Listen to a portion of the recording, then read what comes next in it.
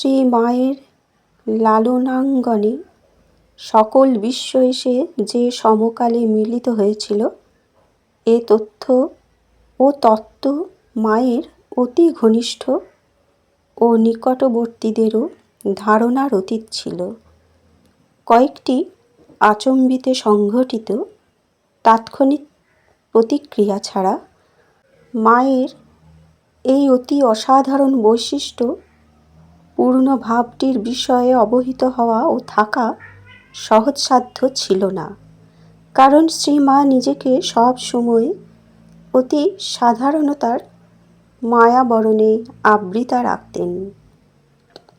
আজ যে আমরা এটি ধারণা করতে পারছি, সেটি সম্ভব হচ্ছে দুটি ধারার কৃপা বলে। একটি শ্রীমায়ের জীবনী ও শিক্ষা সম্বন্ধে নির্ভরযোগ্য বিস্তারিত সাহিত্য প্রকাশিত হয়েছে।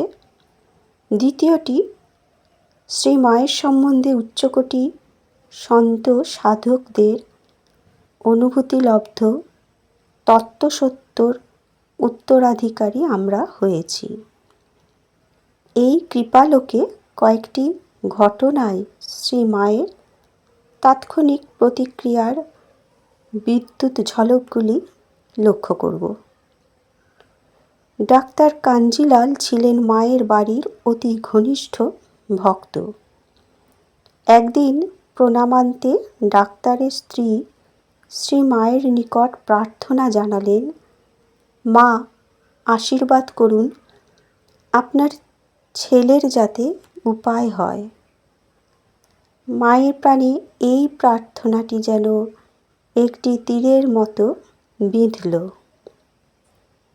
শ্রীমা তাঁর দিকে তাকিয়ে দৃঢ় স্বরে বললেন, বৌমা, এমন আশীর্বাদ করব আমি, লোকের অসুখ হোক, কষ্ট পাক, তা তো আমি পারব না মা। সব ভালো থাকুক, জগতের মঙ্গল হোক। কাঞ্জিলাল ছিলেন ডাক্তার। ডাক্তারের আয় বাড়ার আশীর্বাদ করার অর্থ বহুজনের রোগ দুঃখ ভোগ কামনা করা। কল্যাণময়ী সর্বজনীন এই আশীর্বাদ কেমন করে করেন? এইটি হলো বিশ্বজোড়া সকল সন্তানের শিয়রে সদা জাগ্রত ঈশমাতৃত্ব।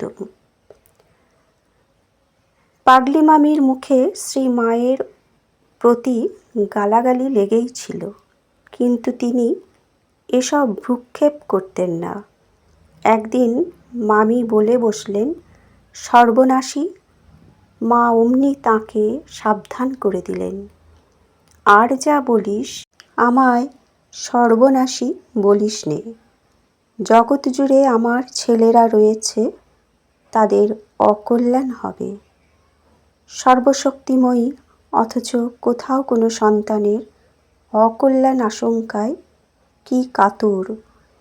এই যে কথাটি জগৎ জুড়ে আমার ছেলেরা রয়েছে, এটি আক্ষরিকভাবে ও ভাবের অক্ষরে গোটা জগৎটা হয়েছে, যার গৃহের অঙ্গন সেই মায়ের কথা, অর্থাৎ জগৎজননীর কথা। এটি কোনো ভাবালু মুহূর্তের সাময়িক কাব্যকথা নয়, এটি তাঁর বিশ্বজোড়া চৈতন্যর অনৈচ্ছিক স্পন্দন। বন্ধুরা, আলোচনা আজ এ পর্যন্তই। ধন্যবাদ।